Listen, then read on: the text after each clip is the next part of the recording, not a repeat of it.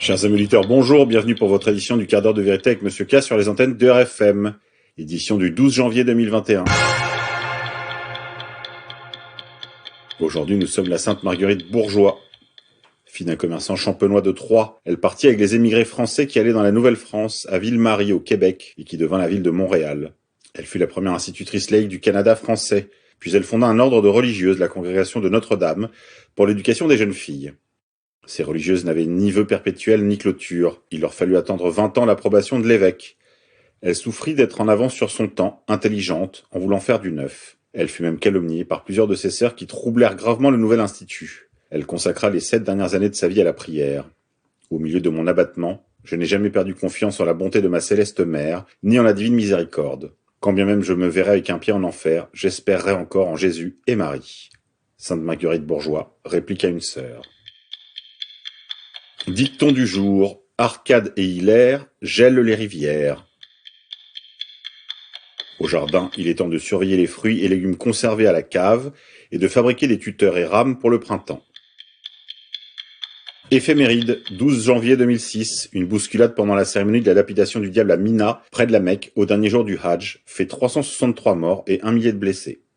12 janvier 2005, la Maison-Blanche annonce que la mission de recherche d'armes de destruction massive en Irak a terminé ses travaux sans avoir trouvé la moindre trace d'armes prohibées, principale justification à l'intervention militaire américaine. 12 janvier 1998, 19 pays européens signent le premier instrument du droit international interdisant le clonage d'êtres humains. 12 janvier 1997, décès de Jean Edernalier, 60 ans, écrivain français, fondateur de l'Idiot International. 12 janvier 1974, la Libye et la Tunisie annoncent leur volonté de fusionner pour former une nouvelle république. 12 janvier 1967, l'armée chinoise s'engage à soutenir Mao Tse-tung dans les désordres provoqués par la révolution culturelle. 12 janvier 1945, fin de la conférence de Yalta en Crimée qui réunissait Roosevelt, Staline et Churchill. Intrusion au Capitole. Mercredi 6 janvier 2021, à Washington, des milliers de manifestants pro-Trump ont envahi le Capitole lors de la session qui devait confirmer la victoire de Joe Biden. Cela a ému les médias internationaux et les leaders politiques. Humour. La Syrie ne peut pas rester spectatrice de ce qui se passe aux États-Unis. Elle va y envoyer des troupes pour aider les rebelles modérés à reconstruire la démocratie. Capitole. Pourquoi l'un des fondateurs de BLM, Black Lives Matter, était-il à l'intérieur du Capitole en train de filmer via zeroedge.com. Capitole. L'intrusion au Capitole était évidemment une machination efficace et bien rodée qui a servi à anéantir les derniers efforts de contestation et discréditer, limoger Donald Trump. Beaucoup de preuves démontrent que les forces de sécurité ont laissé le champ libre et que les meneurs sont des antifas gauchistes, des acteurs de crise et des agents fédéraux. Cela a été confirmé par la reconnaissance faciale de caméras de surveillance qui ont identifié des infiltrations antifa via le WashingtonTimes.com, pas Conspi Magazine. Capitole encore. Que se serait-il passé si c'était des Noirs qui avaient pris d'assaut le Capitole via Sudouest.fr. Capitole encore. S'il s'était agi du Parlement syrien, Biden et son équipe seraient encore allés supporter, appelant à soutenir Al-Qaïda, qui aurait probablement tué tout le monde à l'intérieur, et y aurait mis le feu. Mais n'est-ce pas ce qu'ils ont fait d'ailleurs en soutenant les insurgés de Raqqa en 2012 et en 2015 à Idlib ? Les politiciens américains ont encouragé le renversement du gouvernement en Amérique du Sud, au Moyen-Orient et ailleurs pendant des années. Mais lorsque leur propre peuple cherche à les tenir responsables, c'est soudain une insurrection inacceptable et du terrorisme intérieur. Résistance. Le président Bachar el-Assad a appelé le gouvernement américain à respecter les droits des manifestants et à ne pas les traiter avec violence. Résistance. Kim Jong-un qualifie Biden de chien enragé qu'il faudrait battre à mort. Le leader nord-coréen a également affirmé vouloir se doter d'un sous-marin nucléaire, via RFI.fr. Coup d'État. Des officiels du Pentagone ont annoncé que Nancy Pelosi leur avait demandé d'organiser un coup militaire contre le président Donald Trump, via ISC Research. Capitole. La grande banque de Wall Street s'émeut de l'intrusion des protestataires au Capitole américain. Vengeance. Les personnes présentes lors de l'irruption au Capitole américain font l'objet d'une identification et commencent à perdre leurs emplois via CNN. Capitole. La moitié des électeurs républicains approuvent les insurrections du Capitole. Censure. Facebook bloque le compte de Donald Trump pour une durée indéterminée. Censure. Facebook va interdire et supprimer toutes les photos et vidéos de tous les aspects des manifestations de mercredi 6 janvier. Le président Trump vient juste de rejoindre l'application Parler, selon Sean Hannity. Mais l'application Parler est inutilisable sans doute en raison d'une overdose d'utilisateurs. Twitter se désertifie, Parler se remplit. Censure. Après la suspension des comptes Twitter, Facebook, Instagram de Donald Trump, voici que Apple menace Parler de le déplatformer.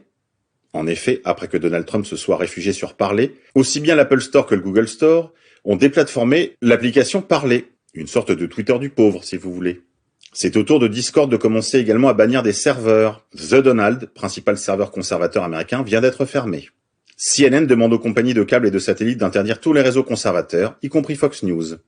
Censure encore, Shopify a mis fin aux sites de commerce électronique liés à Trump et en réponse aux émeutes. Censure. Le président brésilien Bolsonaro écrit sur Twitter « Un monde dans lequel Maduro a des réseaux sociaux mais Trump est suspendu n'est pas un monde normal ». Censure encore. YouTube a purgé Steve Bannon et son émission War Room de sa plateforme. Insolite. Le président américain Donald Trump sera enlevé de manière digitale du film Maman j'ai raté l'avion 2, seul à New York. Il sera remplacé par l'acteur Christopher Plummer. Parler, c'est fini. Amazon a coupé les serveurs du réseau social dès dimanche dernier, ce qui a rendu le site et l'application totalement inopérants. Censure. Donald Trump aura finalement été suspendu ou restreint de Twitter, Facebook, Google, Snapchat, Instagram, YouTube, Spotify, Reddit, Twitch, TikTok, Pinterest et Shopify. La grande purge a commencé. Censure encore. Plus de 4,5 millions d'utilisateurs ont été bannis de Twitter. Chiffre incroyable.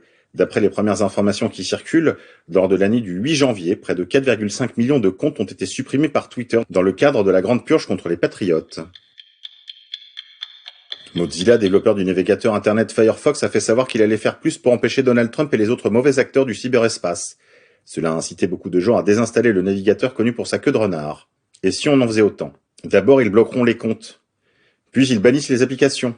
Finalement, ils fermeront carrément les sites web. Résistance. Telegram bat des records à travers le monde depuis hier soir. La messagerie cryptée accueille actuellement des dizaines de milliers de nouveaux utilisateurs par minute. Riposte. Rendez-vous sur gab.com.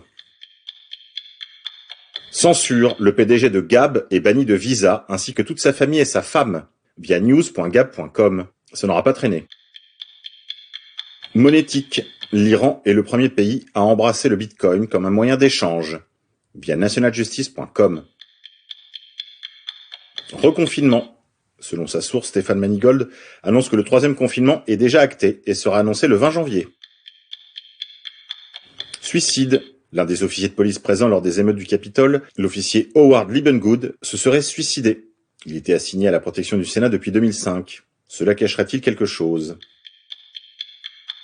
Twitter.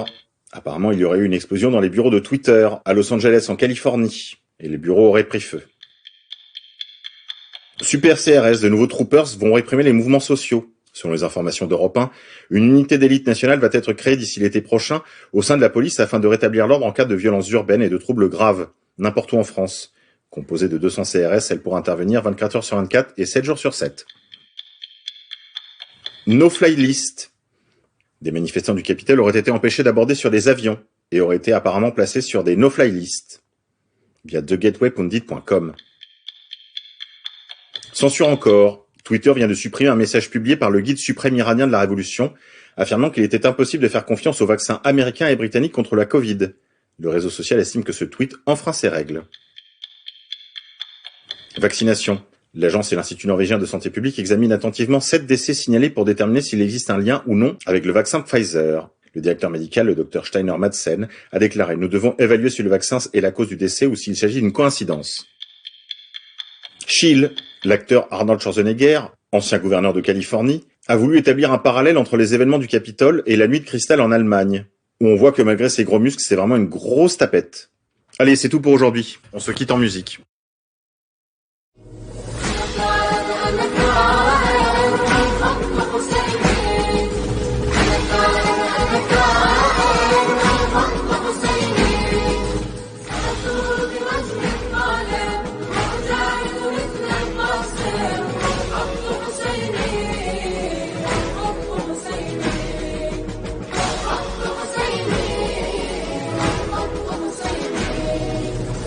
سأنادي سأنادي ما بين الناس بجهادي بجهادي ولهي بحماسي سأنادي سأنادي ما بين الناس بجهادي بجهادي ولهي بحماسي أن أفضح كيد الغاشم وأجاهد مثل القاسم والخط حسيني والخط حسيني والخط حسيني والخط حسيني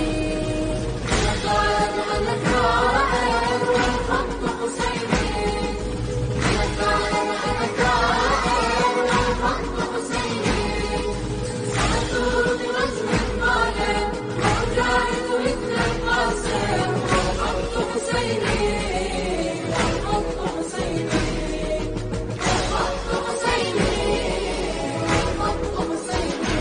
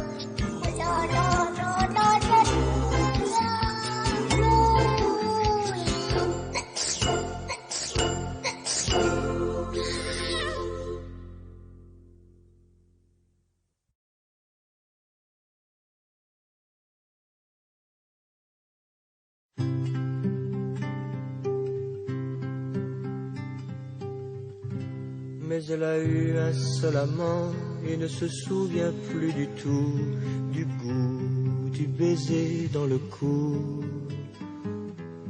Elle me demande de l'embrasser, je ne sais plus si c'est déplacé, et je suis bien embarrassé, même juste comme ça, un baiser. Amour, amitié, je ne sais pas si par dépit ou par pitié, je franchirai cet océan qui va de l'ami à la mort. Elle pose la main sur ma joue et ma pudeur en prend un coup. C'est fou, elle pense surtout que parfois on ferme les yeux, j'y vois des petits vaisseaux bleus qui houlent et naviguent sans cesse, gonflés d'amour et de tendresse. Amour, amitié, je ne sais pas si par dépit ou par pitié, je franchirai cet océan qui va de l'ami à la mort. Il fait très chaud depuis une heure, mais elle a gardé son manteau, de peur que je lui voie la peau. Ce qu'elle demande est redoutable, car parfois la bouche est capable de faire frissonner, et bien plus, cela elle ne s'en souvient plus. Amour, amitié, je ne sais pas si par dépit ou par pitié, je franchirai cet océan qui va de l'ami à la mort. Mais elle a eu un seul amant et ne se souvient pas encore du corps qui se plie et se tord. Si elle a oublié les gestes de cet amour raté du reste, elle se souvient par ailleurs du coup de couteau dans le cœur. Amour, amitié, je ne sais pas si par dépit ou par pitié, je franchirai cet océan qui va de l'ami à la mort, qui va de l'ami à la mort.